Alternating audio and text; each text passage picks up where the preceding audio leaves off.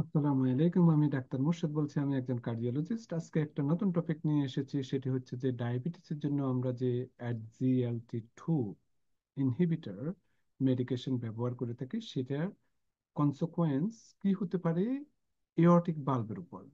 তো SGLT2 ইনহিবিটরটা কি? SGLT2 হচ্ছে যে প্রোটিন, যেটি আমাদের ব্লাড গ্লুকোজকে শরীরে রিঅ্যাবজর্ব করে থাকে।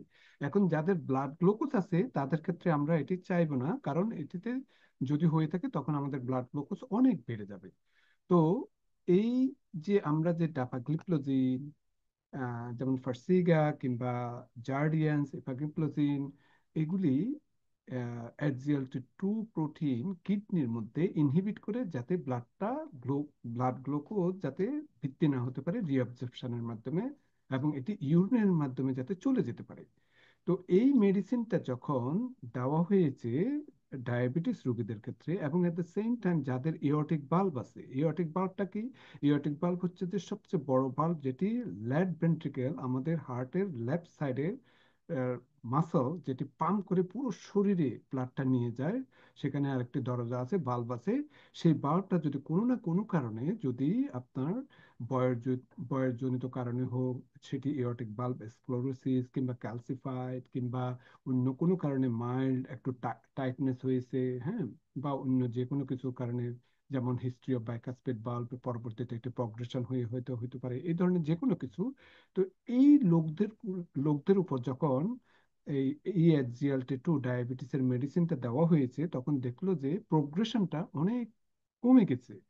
তো এটি অরিজিনাল রিসার্চটা হয়েছে ইয়েল ইউনিভার্সিটি কানেকটিকাটে।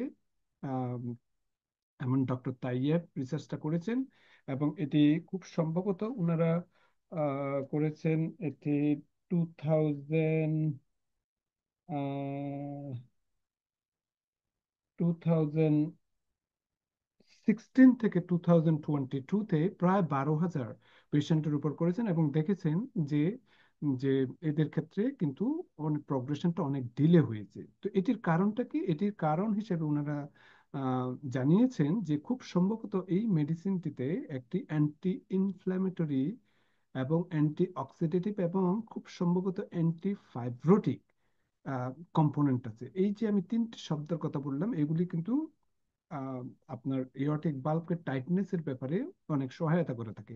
তো এই মেডিসিনটা যেহেতু এগুলোর উপর প্রভাব ফেলে থাকে, সেই জন্য টাইটনেসটা অনেক কমে যায়।